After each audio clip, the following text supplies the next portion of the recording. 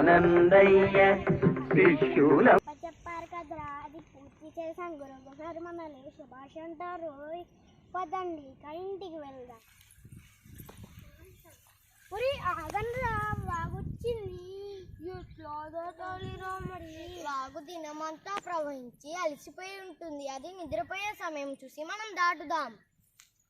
మరి వాగు నిద్రపోతుందో లేదో ఎట్లా తెలుస్తుందిరా? ఓ ఇంతేనా? నేను చిక్కలో కనిపెడతా చూడు.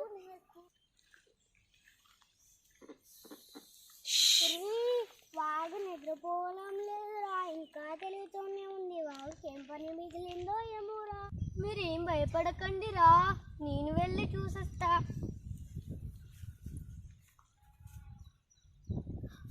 వాగు నిద్రపోతుందిరా. అదే కట్టెను పట్టుకొని నీటి అంచున అటు ఇటు తిప్పి ఒకేసారిగా నీటిలో ముంచానురా. వాగుకి మనలేదురా, అంటే వాగు నిద్రపోతున్నట్లే కదరా.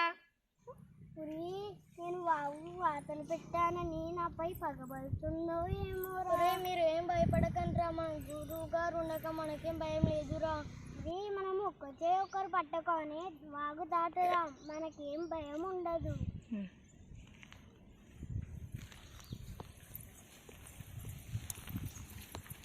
అమ్మయ్య, వాగు దాటేశాం. అందరం వాగు దాటామరా, నాకు అనుమానం వస్తుందిరా. మీరేం భయపడకండిరా, మీరంతా వరుసలో నిలబడాలి, నేను లెక్క పెడతాను. 1 2 3 4 5 6 7 8 9 10 11. 11 మందిమే ఉన్నాం రా. వాగు నాళ్ళలోకి మింగేసిందేమోరా. మీరేం భయపడకండిరా, నేను వెళ్ళి లెక్క పెట్టేస్తా. 1 2 3 4 5 6 7 8 9 10 11. నిజమేరా, మనల్ని ఒకరిని వాగు మింగేసింది. కదండి గురువుగారి దగ్గరికి వెళ్దాం. గురువుగారండి, గురువుగారండి. ఏం జరిగిందిరా? ఏడ్చని చెప్పండి ఏడవన్నోరే. నన్ను నీవు చెప్పు.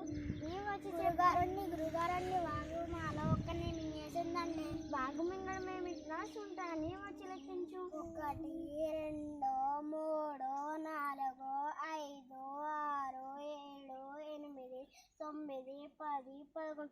గురుగారండి 11 మందిమే ఉన్నామండి. ఒరే సుంటా, ముందు నువ్వు లెక్కించాలి. ఇప్పుడు లెక్కించు.